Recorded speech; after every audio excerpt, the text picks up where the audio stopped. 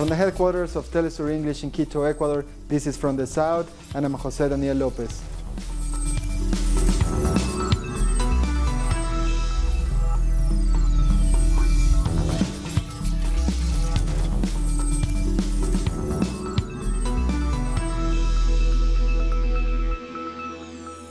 Today marks 3 years since the murder of Honduran environmental activist Berta Cáceres. In just a moment, we'll go live with her nephew about her life, her family's push for justice. But first, let's take a look back at her life.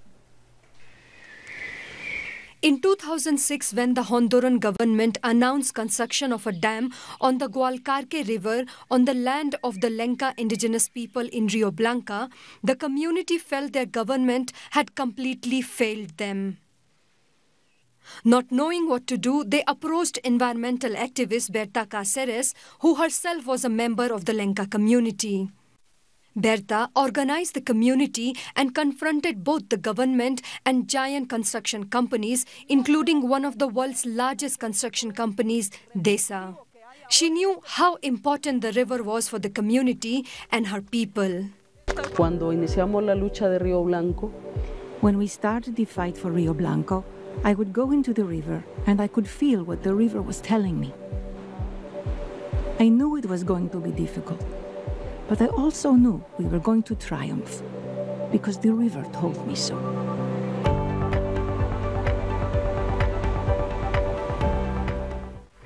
Her undeterred fight and relentless determination to save the sacred river Gualcarque led her to win the prestigious environmental award, the Goldman Prize, in 2015.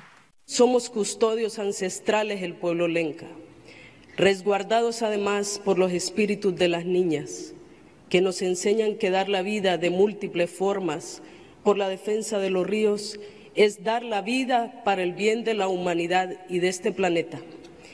El Copín. Indeed, she gave her life to save her land and the identity of her community. On March 2, 2016, 2 armed men stormed her house and gunned her down. We place direct responsibility on the government for this situation. Although the ones who carried out this action might be hiring assassins paid by transnational capital. But this is the situation we're going through in Honduras. A regrettably dramatic and regrettable situation. At least 8 arrests were made surrounding her murder, but no concrete action was taken to protect her family or other Honduran activists. Her murder was internationally condemned and drew a spotlight on Honduras. According to the NGO Global Witness, at least 124 activists have been murdered in the country since 2010, making it the most dangerous country in the world for environmental activists and land defenders. Widespread outrage against her killing led to the halt of the Agua Sacra Dam project. And a group of international experts known as GAPE was formed to investigate the murder of Berta Cáceres. A year later, GAPE found that DESA, the Honduran government, and the banks financing the project played a major role in the death of Berta Cáceres. Since the beginning, her death trial has been marred by cover-ups from the government. 3 years have passed since Berta sacrificed her life, but many questions remain unanswered. Many involved in the plotting of her death are still free. Last year, 4 people were convicted, but the bigger fish from DESA remain untouched. Meanwhile, Berta's voice continues to resonate in the heart of the Lenca people. Despertemos, despertemos humanidad, ya no hay tiempo.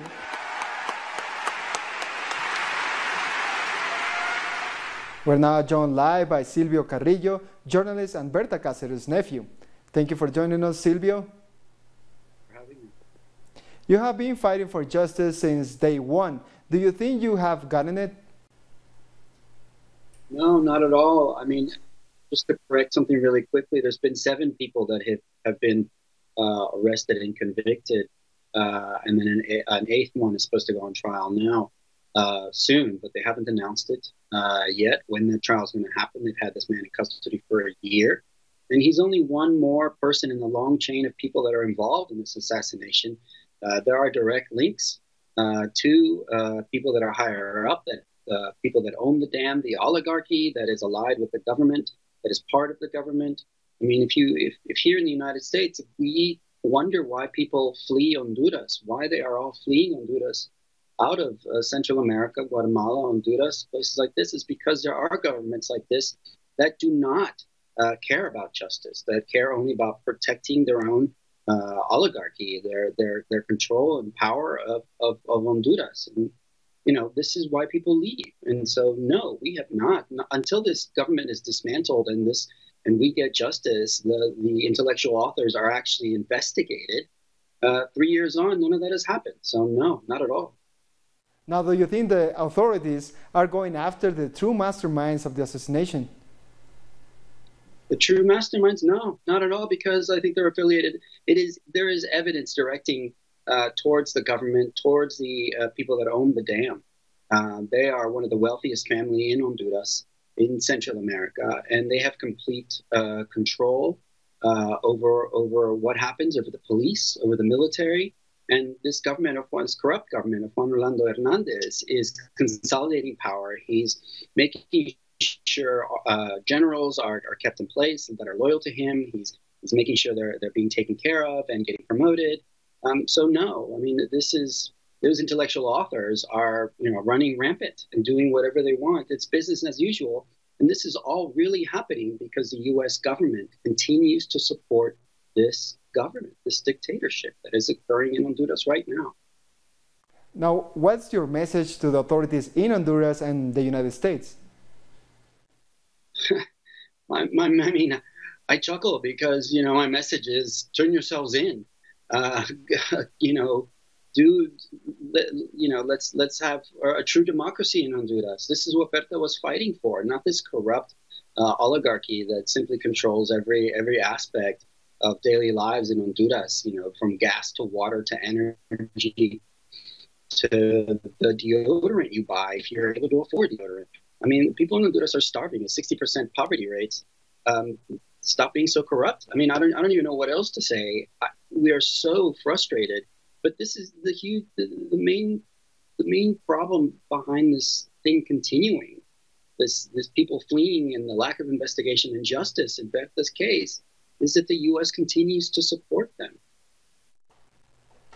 We're running out of time. Silvio, thank you so much for talking to us today. That was Silvio Carrillo from California. Venezuela announced it will move the European headquarters of a state oil company, PDVSA, from Lisbon to Moscow. The decision was announced by Venezuela's Vice President, Delcy Rodriguez, after meeting the Russian foreign minister in Moscow. Rodriguez says Europe no longer provides the necessary guarantees to protect her country's assets. Venezuela is also set to sign new trade deals with Russia on energy, agriculture, and health. President Nicolás Maduro has ordered that the offices of state-owned oil company PDVSA in Europe located in Lisbon be moved to Moscow. This is a way of strengthening our cooperation ties. Russia will continue to assist the Venezuelan authorities in resolving social and economic problems, including through the provision of legitimate humanitarian aid. In general, we believe that the best way to help Venezuelans is to develop practical, pragmatic, and mutually beneficial interactions. Our correspondent in Moscow, Hansel Oro, has more. Russia and Venezuela have a common strategy to find a peaceful political solution to the situation in Venezuela and the foreign attacks coming from the United States and its allies. Venezuelan Vice President Delcy Rodriguez met with Russian Foreign Minister Sergei Lavrov, who sent a solidarity message on behalf of President Vladimir Putin to his Venezuelan counterpart, President Nicolás Maduro. Delcy Rodriguez condemned the past interventionist attacks on the border with Colombia. Lavrov also condemned those attacks and said the interference attempts carried out by the United States with their so-called humanitarian aid failed. Rodriguez also stressed that the US and its allies violate their own laws when they freeze Venezuelan assets in Western banks, which means in practice stealing the Bolivarian people's financial resources. She also held a meeting with the president of the lower house to reinforce bilateral ties between both nations. It was announced that Venezuela will also expand its energy cooperation with Russian oil companies such as Rosneft and Gazprom. We thank Hansel for that report, and the United States Treasury Department announced more sanctions against Venezuela, targeting 6 senior officers in the Bolivarian Armed Forces and police. They include the head of the National Guard and the commanders in charge of military and police forces on Venezuela's borders with Brazil and Colombia. The U.S. claimed these units used force against civilians last weekend, but video evidence has shown opposition activists inciting violence against soldiers. Following last weekend's failed attempt to force humanitarian aid into Venezuela by the U.S.-backed opposition, both sides of the border are now suffering the consequences. Let's take a look at what happened in Cúcuta, Colombia, after an international media left. This is how the Simón Bolívar Bridge, located on the Colombian-Venezuelan border, looked on Friday, February the 22nd. Fast forward to the 23rd, and that's the state it was left in. And it was the same scenario at the Santander Bridge, located a few kilometers north. As a result of the Colombian-Venezuelan border was closed permanently. Cameras, activists and lawmakers all left, but the aftermath has proven costly. This situation is only getting worse, because after they closed the border, we lost a lot of activity in our town. We have fewer work opportunities. Informal work is on the rise in Cúcuta. The government gives us nothing, no benefits, so we have very few options. The city lives of Venezuelans. Our supermarkets are closed. Street vendors are not able to sell their wares. And it's all because Venezuelans are not working anymore. After the concert and the whole circus surrounding it, they have left us in a dire situation. This attack against Venezuela was carried out with the political and logistical support of Colombian authorities, who openly supported a coup d'etat. As usual, our city has been left to clean up the mess. Things are much more difficult now. There's more militarization. President Iván Duque was in Cúcuta for 3 days, and he never once mentioned any of the issues in this city. Unemployment, extreme poverty, widespread violence, a border that's at mercy of armed groups in the hands of local drug trafficking gangs. They continue to work here as if nothing has happened.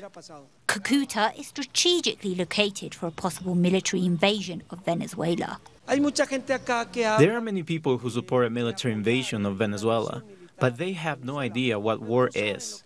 They have never visited the region of Catatumbo or other regions where campesinos live, or know how they live. 25,000 campesinos have been evicted from their lands in the north of Santander. About 5,000 people have forcibly disappeared, 217 people last year alone. Here in Colombia, we're living through a real humanitarian crisis. The coup failed, but the damage done to communities on both sides of the border is apparent. Venezuelan opposition lawmaker Juan Guaidó traveled to Ecuador today to meet with President Lenín Moreno. This comes a day after Guaidó visited Paraguay. Social organizations rallied against his visit and demanded that their government stop supporting a coup in Venezuela. They sent their solidarity to Venezuelans, asking that Latin America remain a region of peace. After leaving Paraguay, Guaidó flew to Argentina, where he met with President Mauricio Macri. And during his travels, Guaidó is being led through Latin America by Kimberly Breyer, the U.S. Assistant Secretary of State for Western Hemisphere Affairs. Breyer has a bachelor's degree in Spanish, and she completed a master's degree at George Washington University. That is the same university where Guaidó did his postgraduate studies. Breyer also served for more than a decade as a CIA analyst and a manager in the espionage industry. Former Brazilian President Luiz Inácio Lula da Silva is returning to prison in Curitiba after attending his grandson's funeral in Sao Paulo. Lula's seven-year-old grandson died Friday due to meningitis, and on the same day, a federal court authorized Lula to attend today's wake. In the cremation room, Lula promised that he will show his grandson that he's not a thief, but that the thieves are the ones in power. While Lula's grandson's remains were cremated, a crowd of the former president's supporters gathered. However, the federal police will not allow Lula to speak with them.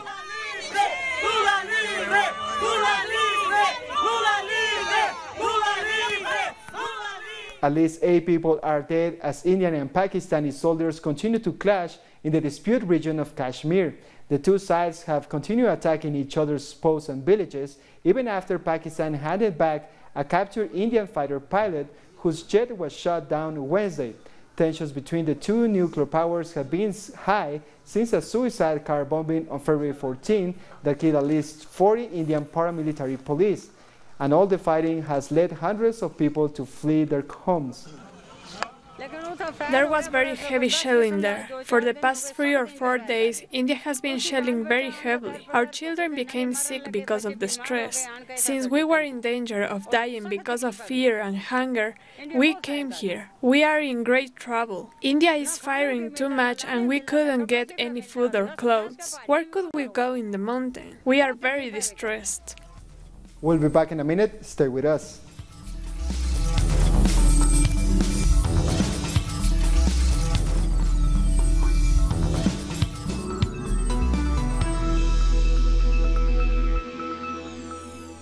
Welcome back. One person has been killed and nearly 200 were injured during protests in Algeria. Thousands of people in cities across Algeria took to the streets on Friday, calling President Abdelaziz Bouteflika to step down. They were the country's biggest anti-government demonstrations since the Arab Spring 8 years ago. South Africans on Saturday celebrated Gay Pride in Cape Town. In 2006, South Africa became the only African nation to allow same-sex marriage. The country has become a haven for those fleeing persecution at home. Others travel to the country to get married.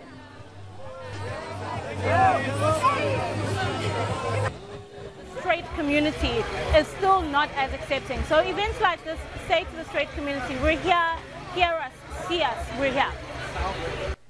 Recently elected president of the Democratic Republic of Congo, Felix Tshisekedi, has pledged to pardon political prisoners. He said he will work for the return of those who fled abroad for political reasons.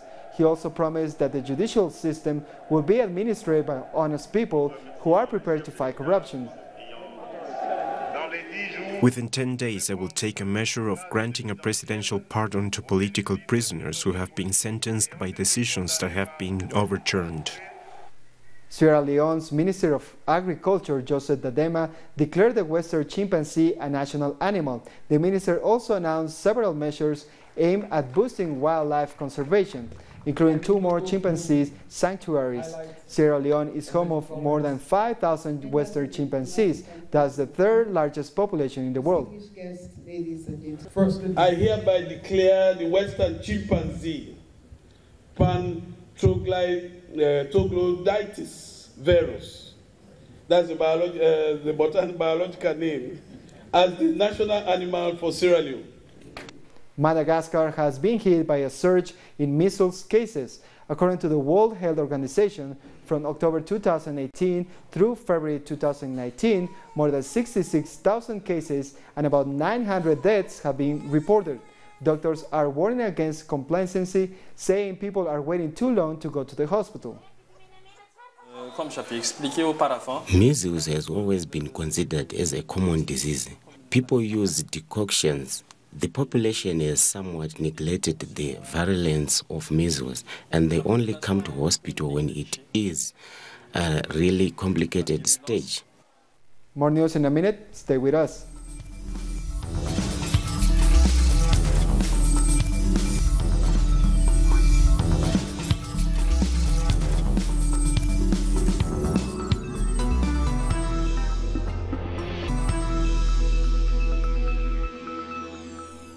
Welcome back. After 7 days of striking, teachers in Oakland, California are set to vote Sunday on a new contract deal. The 3,000 teachers took to the picket line on February 21st to demand higher pay, smaller classes, and more funding. And on Friday, the Oakland Education Association announced the teachers want everything they demanded. The contract includes an 11% salary increase and a one-time 3% bonus. Where we stand as... The Oakland Education Association tweeted, quote, "This is a historic, non-conscious contract with a win in every major proposal we made. We're now leaps and bounds closer to the schools that Oakland students deserve. In France, Yellow Vest protesters took to the streets again on Saturday for the 16th weekend in a row. Thousands joined the protests and some clashed with police, who responded with rubber bullets, tear gas, and water cannons. The Yellow Vest protests began in November over increasing fuel taxes. The whole wicked political place must answer for its acts. The acts it has committed for 3 months. It has wounded people. It has mutilated people for life with weapons of war. For this, they will be judged and punished. By law, they are constitutional crimes. The outcome of this social movement is to ensure that everyone can live with dignity. As long as it's not implemented, we will continue. It is a false democracy. The representative democracy is less and less representative. So the so-called representatives are completely cut off from the people. I come here to denounce the global mafia, the oligarchs, the gangsters. That's all those who did the work against the people, against the interests of the people. Around 200 protesters gathered outside the Egyptian consulate in Istanbul to demonstrate against recent execution of 9 people in Egypt. 2 weeks ago, Egyptian authorities executed 9 men convicted over the 2015 killing of the country's chief prosecutor. Amnesty International condemned the executions, saying the men were convicted in trials marred by torture allegations. We're here today to protest about all the illegal hangings and killings that have been happening in Egypt by a so-called president, which he is actually not. Everything over there happening is illegal, and we need to have our words said. We need to be listened to. We need to be heard. The carnival has officially begun in the Brazilian city of Rio de Janeiro. The carnival officially started after the symbolic key to the city was given to Rei Momo, which means the king of misrule. This year, Rei Momo is played by Wilson Neto. The celebrations will run until Saturday, March 9. The Rio de Janeiro Carnival is one of the most famous in the world, with thousands of people attending each year. I declare the Carnival of the Marvelous City, Rio de Janeiro, open! For me, I think that Carnival begins with the Carmelitas, because it's a very traditional block party. We have come here now for 12 years. Carnival is also underway in Venezuela, with thousands of people celebrating across the country. President Nicolás Maduro has said this year's Carnival is celebration for peace, culture, and happiness. It's also Carnival season in Trinidad and Tobago, and traditional masked characters bring history to life on the streets. That's where some of the remaining vestiges of the original Carnival spirit can be found, true symbols of freedom and resistance. Citizens kick off Carnival with the reenactment of the Canubali riots, the event depicting African resistance to British colonial rule. Meanwhile, the Jab Molais, their bodies covered in blue paint, threatening to smear spectators. All these traditions recalling the trauma of enslavement.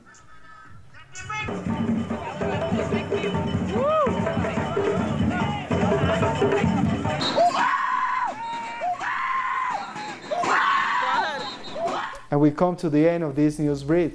You can find this and many other stories on our website at telesurenglish.net. And don't forget to follow us on social media, Facebook, Twitter, and Instagram. For Telesur English, I'm Jose Daniel Lopez. Thank you for watching.